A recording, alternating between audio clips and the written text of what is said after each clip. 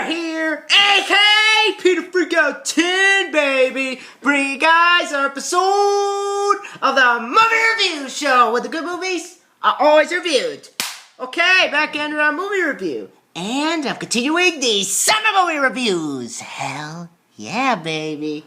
Alright, now on today's episode, today's film is actually one that I've actually been thinking about reviewing for a while. And I also decided to review it because I was actually listening to the guys at Dead Pit Radio. They actually mentioned this film, so it got my energy high a lot more, and this is after I bought it.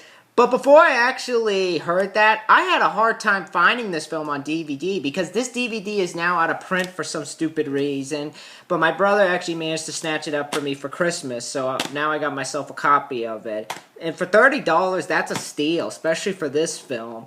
And it's a film that I never actually had ever seen before till now. And the title for the film was, for me, thrown around a lot. I remember a few people on message boards talking about it. And as I said, Dead Pit mentioned it as as a slasher film people should check out, or an underrated horror film. And another place where this was mentioned was on that piece of shit Women in Danger segment on Siskel and Ebert, where they named dropped this film, and they also named it Dog of the Week. Those were the only times that I actually knew about this film. But what really got me to see this film was the fact that Eli Roth said this is one of his favorite horror films. It was one of the inspirations for his movie Cabin Fever. And of course, anything Eli Roth likes, I'll watch. But what film is that, you may be asking? That film is none other than Mother's Day. And this is the director's cut, for those who are wondering. And he has a little bit of an introduction with Lloyd Kaufman, even though he's not the director. But Mother's Day, this was a film made in 1980, and it's written and directed by Charles Kaufman, who's actually the brother of Lloyd Kaufman of Troma Films. And obviously this is a Troma film. And this is, I think, one of their earliest films. I could be wrong. One of their first. But, yeah, this was a film that Charles Kaufman got the idea for before production started. This was when he was out camping with his friends, and this was like a yearly outing that they would go on, and they would meet up and go on some sort of vacation. And one year while they were camping, they heard rustling in the bushes, and they got so scared that they would take turns sitting outside to see if anybody was coming. It was then he decided, because of the fear that him and his friends felt that night, he could write a script based around that incident. And he wanted to create the same suspense him and his friends felt that night. He also wanted the story to touch upon themes of survival and overcoming the odds while incorporating a bit of humor to give the movie its own touch. And the film actually started off being shot independently with a budget of only $115,000. And they got their cast together, and because the cast was so small and the budget was really small, they actually had crew members play some of the characters in scenes that required them to shoot with more than just the three main characters. And the villains, I should say, because the three main characters, of course, aren't the only characters in the film. So they started shooting the film in New Jersey, and what's really cool about this film is that the lake where this movie was shot, the woods area where this was shot, this was actually on the same lake as the original Friday the 13th. I shit you not. And while they were shooting this film, Sean S. Cunningham was across the way shooting Friday. That's actually really cool. Really, really cool.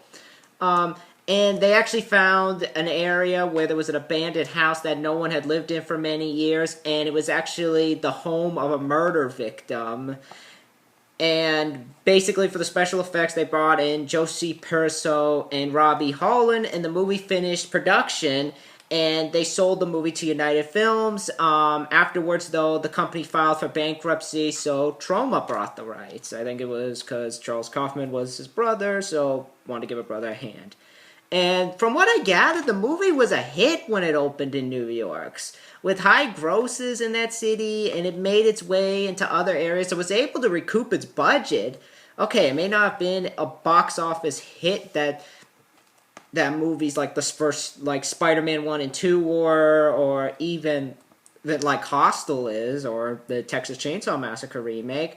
But it did well for in the New York area, and Charles Kaufman was talking about how happy he was with the film in a Fangoria article. So I don't get why some people have said the movie failed, like on Wikipedia. It goes to show you Wikipedia isn't always trusted. And the movie received negative reviews from critics who lambasted the movie for its violence and mean-spirited feel towards women, though on Rotten Tomatoes has a 42%, so I think they're judging it based on the audience today. And this is around the time, as I said, Roger Ebert was sucking the dick of conservative parents who hated slasher films, was being a complete jackass to the filmmaker. And I'm sorry to be mean to the guy, but when you condone your best buddy, Gene Siskel, putting out an address like Betsy Palmer, all because she took a role in a movie you didn't like, that being Friday the 13th, a movie that you guys didn't like, you are scum. I'm sorry to say, you are scum. And I'm sorry if this is mean, but somebody needs to say it. Somebody needs to knock Roger Ebert off his high horse. But he gave this film a negative review because it was too violent to women and the violence, which is so stupid. And I think it's stupid that they just don't like the film because it's too brutal and it's too scary. Don't we go to horror movies to be creeped out and to feel uncomfortable? That's what this movie's job is. Scott Weinberg also gave the movie a negative review, called it a bunch of nasty kill scenes in search of a plot and scares. Thankfully, as the years have gone by, it's received a cult following, as I said, like Eli Roth and Rob Gonzalez, who said, seems to have more on its mind than just a body count. Walter Chaw of Film Freak Central gave the movie a positive review of a 4 out of 5 stars. And on IMDb, it has a 5.4 out of 10. Now, with everything is said and done, and the mixed reception that this film has, even in today's age where this movie has a cult following, what do I have to say? I know a few of my friends do not like Trauma, and I can understand why. I'll dig deeper into that, but to each their own, but this movie is awesome. There, I said it. And this is coming from someone who's very mixed on Trauma, because there are some good ones, but there are also some really bad ones. I like the Toxic Avenger trilogy. Romeo and Juliet, I like that because James Gunn did that, and I like James Gunn. I love Slither. Terra Firma, because it was a fun ode to 80s slasher films. The others, though, I'm not the biggest fan of. I'm not even sure about Poltergeist, Night of the Chicken Dead. This, I would have to say, though, is one of, if not their best movies, because this was really before they went all extreme with their films, like the Toxic series, even though I love those, but like Class of Nukem High or whatnot. This was before they went all to that extreme. And for extreme as this movie is, it's not... How do I put this without seeing it? It's crazy, it's off the wall, but it's not a hard watch, I should say. It's brutal, it's disturbing, I can understand why people be disturbed, but it's not as gory as, say, Friday the 13th was. Even though I love Friday the 13th, it isn't like that. And for the gore that is on screen, this is child's play when compared to some of the Friday sequels, I'll say that, but I still think this has some pretty cool gore scenes. I'll get into those later. But I'll explain why later, though. The cast in this film, though, it's not really a big cast, because a lot of them seem to be local. Some of them, besides one, didn't go off to do much. Like, you have Nancy Hendrickson, Deborah Luss, Tiana Pierce, but playing the mother is actually Beatrice Poons, who's on TV's The Phil Silver Show. He was in Car 54, and playing the two brothers, Frederick Coffin, who sadly her and Beatrice are no longer with us. May he rest in peace. He was actually the one who actually went on to do a lot of stuff. Like he had quick roles in movies like Wayne's World. He was Lieutenant Kevin in Hard to Kill. And what's funny is his last role was actually Identity. So it surprises me that he went from doing a trauma movie to having a good career. So, yeah. Oh, the other brother didn't really go on to do much. But I could see why with the cast. It's a low budget, and the cast itself made it seem like nothing special. In fact, the only one who actually went on to do anything is Frederick Coffin, who plays Ike. I'll talk about later. But besides that, I love this movie. I really love this film. And as I said, as mixed as I am with Trauma, I think this is their best movie next to The Toxic Avenger, and I'll explain why later. But with the cast in this film, not the cast, the plot of this movie, basically, we see this old lady who lives in a rundown shack in the woods who is never named but is always called Mother, played by Beatrice Potts, and her two sons, Ike and Adley, played by Frederick Coffin and Michael McCleary. They live like pigs, they eat like pigs, they treat each other like pigs, and they fight each other for their mother's attention as she commands them to kill anybody who enters the woods. And the two kids don't seem to be socially developed enough despite looking like they're grown men. But they sleep in beds with big bird alarm clocks, they wear bibs, and they fight each other like little kids. As that is going on, we also meet these three other women, Jackie, Abby, and Trina. Jackie's played by Deborah Luss, Abby's played by Nancy Hendrickson, and Triana's played by Tiana Pierce. And they've been friends since college, but they have since gone their separate ways, but they make points to meet each other at least once a year, and this year they're going camping. And the woods they are going to happens to be the same woods where Mother is living. So they end up kidnapping the girls, and they start torturing them, and one of them even goes as far as to rape one of them, who puts her in a shock and everything. And basically now the girls need to fight back and find a way out of the house and escape. Will they be able to escape the crazy mother and her two hillbilly sons, or will they be added to her murder collection in the closet next to the one hanging in the bird cage and the one just hanging on the door? Now, as I said, Mother's Day isn't a film that's for everybody because, as I said, it's a trauma film. It has some pretty extreme stuff going on in it, and that's trauma. And as I said, trauma is not for everybody. And I don't want to say I'm one of them because I don't want to say I'm one of those people that loves trauma and everything. I wouldn't call myself a diehard fan. It's like people on message boards, but I love some of their films. And I'll say this right now. To me, probably for me personally, as I said, this is their best movie. I have a hard time between choosing this or The Toxic Avenger. Terra Firma I thought was good for what it was. I'm not sure about Poultrygeist. I'll have to see that when that comes around. But I'll say this right now. I think this is one of my all-time favorite horror films, and I agree with Eli Roth. I think this may come as a shock to some people, but I love this movie. I think it's a great ride. It's an exploitation film, and I think, of the few that I've seen, I'll watch this over God Dang, I Spit on Your Grave. I'll watch it over those types of films, because at least this, it has some of that stuff in it, but it's not as extreme as a lot of other films, and I respect it for that. So yeah, but I also feel, and with that, I also feel that I like it because it's one of Trauma's most mature movies. Because whereas other movies like The Toxic Avenger, which I love, but they are so outlandish and over the top at some points that they use comedic effects. This one, though, the plot is more straightforward. It's definitely not filled with extreme moments like, say, Terra Firma, which I also like, or The Class of Nukem High, which that make them so unbelievable. It's told more in the story. It's told more with, as exploitive as it is, it's really light on that. It's only done in like one scene.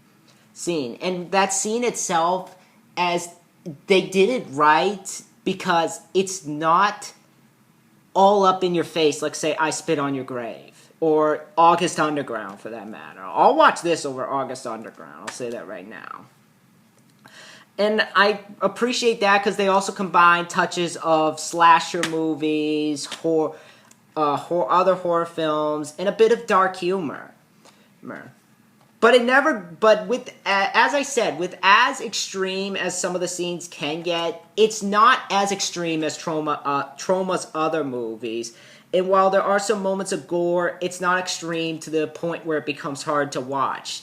And the blood that is on screen, it's really more done in like a cutaway or in a way where you get the idea in some scenes. So yeah, and it's gory, but it's not tasteless. And compared to something like I Spit on Your Grave, where the gore is really tasteless, it isn't really filmed like that film. So I gotta give props to Charles Kaufman for not going that route, making this film any less tasteless than it needs to be.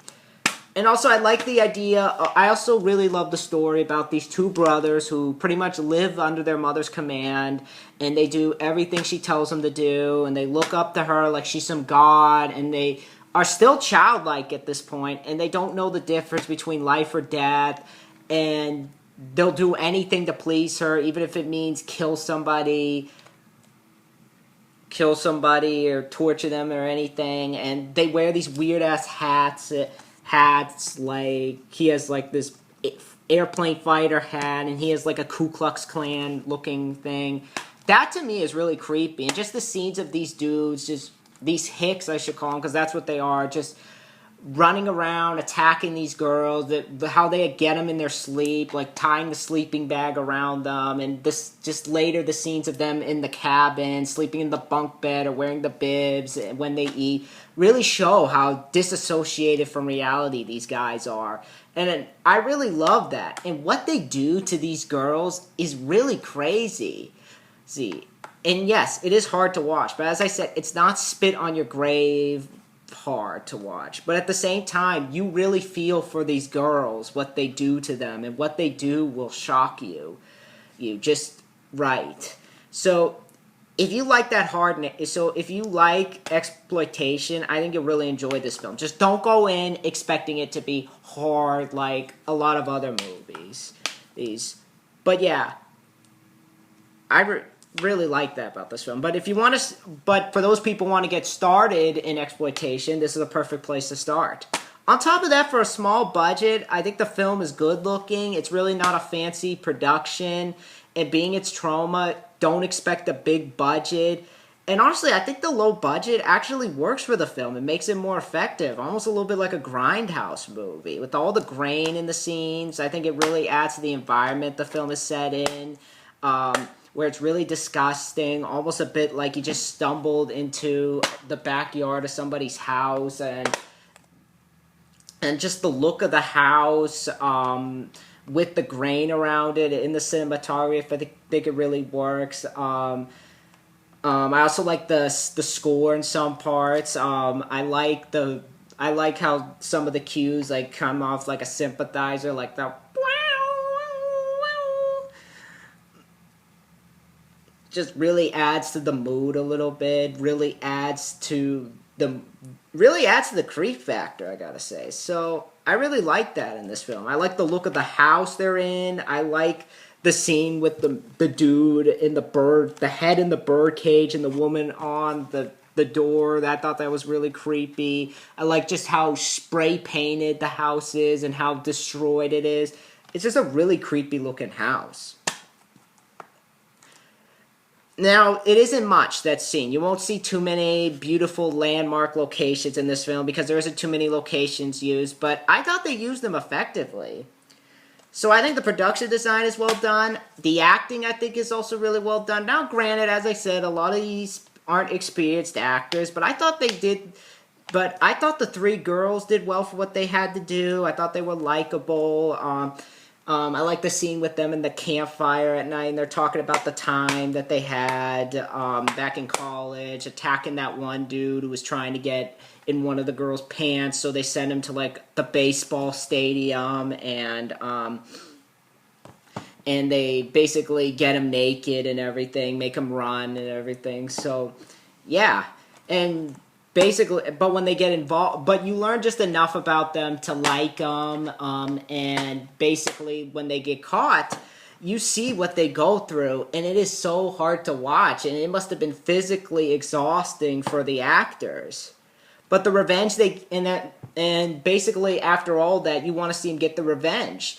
And the revenge is so crowd pleasing that I couldn't help but cheer. So the acting from them is really great, and just what they do to him, which I'll get to in effects later, is really good. And but they just did it really well. But for me, the best part of this movie are the actors playing the mother and Ike and Adley.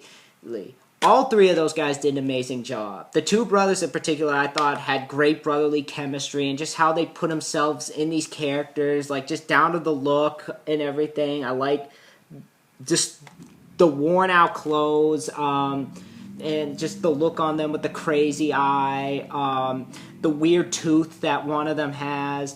I love these two, and I thought they played off each other really well, and just how they are with the mother, like she always expects a kiss, wipe your shoes when you come in, and just really just shows the mind level that these two guys are at, and that really shows how they put themselves in this role, and just how brotherly they are with each other, fighting for their mother's attention, like that scene where they're in the bathroom and he's like, "Punk sucks. Disco stupid," and they keep repeating that. Things like that I think really make them creepy. And just how the mother like trains them to be killers. Like you have that scene where they're out in the back and they're doing like the push-ups and the sit-ups, almost kind of like a parody of the Rocky scene, because the score sounds a little bit like that. And just really shows how much they put into their characters, and really shows what the characters have been under their mother's roof for such a long time that they're willing to do anything to please her.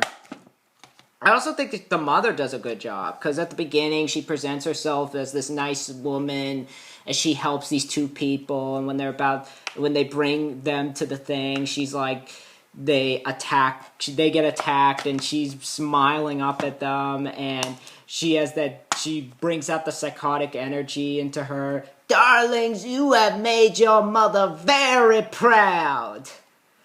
I thought she did a good job. It's sad she's no longer with us. Really, she rest in peace. I think she could have had a great career, but and just how these guys easily believe her, like they're doing something, and how they think they're doing her proud, and that she likes them the way they are. It's just really messed up. So the acting in the film is really good, and it gets the job done for what was intended. Of course, being a trauma film, as I said, you will get your gore, while not as extreme as Friday the 13th, is still really gory. And the special effects look really great. I think the practical effects look really good. Great usage of them. The kills in this film are really brutal. Like in the opening, I talked about how she's with these two other dudes, a couple that basically were at this friends group. I don't know what you call it, but they were leaving, and she gives them a ride, and like the one dude comes out with a machete, literally chops his head off in the car, and then they get her out of the car. They start beating the hell out of her, and the beating itself looks so brutal and everything. She's all bloodied up, black-eyed and everything, and they're like taking turns, like beating her and everything, and it's so like, oh my god, it looks so real. And then it ends with her being choked to death. It's like, wow. And then later you see those two in the bird cage and everything. Oh my god, that's so messed up. And then there's another effect. And it's not just there. There's another effect later on when they're trying to get out of the house, and she's trying to hold the rope, because one of them's in a sleeping bag, and she's holding the rope like this, and the rope is digging into her fingers. Oh god, that was so like, oh. And just there, you want to see these guys die.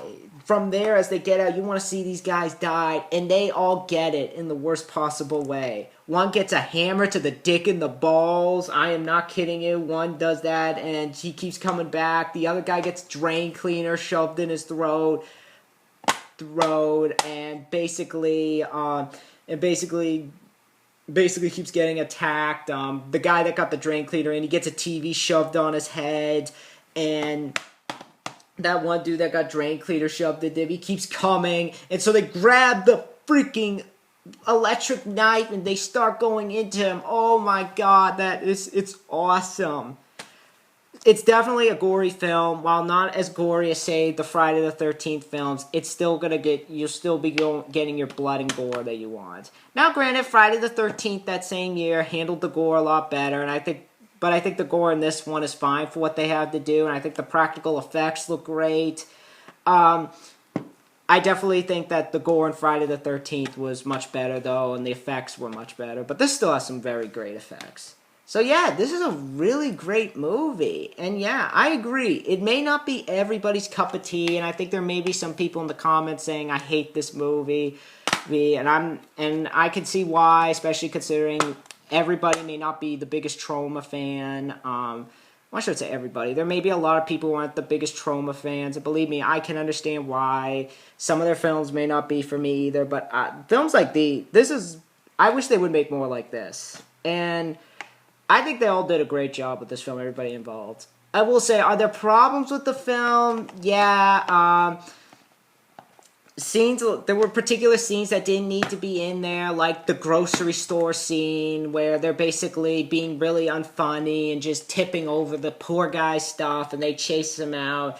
That could have been deleted. And it just wasn't fun. It wasn't that it was annoying. It just felt unfunny. It didn't need to be there. I also didn't like the last shot, which I won't spoil, but I thought it was a dumb ending. It's just this character that they keep mentioning comes out of nowhere and attacks. Like, what was the point of that? I won't say who, but that's all that'll be said. But I thought it was a dumb ending, and they could have changed it. But other than that, Mother's Day is a brutal movie. That if you're going in for blood and gore, you'll get it. If you love Trauma, you'll really enjoy this film. I'm not sure how the remake that Brett Ratner has his hand in will be, but I doubt it will be as great as this. But if you like Trauma, you like slashers, and you want to see some blood and guts, I highly recommend Mother's Day. It may not be as great as Friday the 13th, but I still think it's a great slasher. So when it comes down to it, I give Mother's Day a 9.2 out of 10, and it deserves it. It therefore gets my seal of approval. Again, may not be for everybody, but I think those who see it will really, really enjoy it if you like these type of films. So yeah, definitely check out Mother's Day. If you can find this in this DVD, the director's cut is definitely the way to go. So yeah. But that's my review for Mother's Day. Next time, gonna get back into the Friday the 13th series with Friday the 13th Part 5. And then later on, I have a review of X-Men The Last Stand coming, See No Evil. I know I promised Dave Chappelle's Block Party, but thinking about it now, I decided I skip it since it isn't even much of a movie. It's just a concert film. What else? Pirates of the Caribbean, Dead Man's Chest. So many other films to review. But, yeah. I'll see you guys later. Let me know in the comments below what you guys think of Mother's Day. Do you guys enjoy this film? Are you guys a fan of it? Do you guys like Trauma? Let me know in the comments below. I would love to know you guys' opinion on it, but I'll see you guys later. Be sure to rate, comment, and subscribe, and I'll see you guys next time in the wonderful world of YouTube. Bye.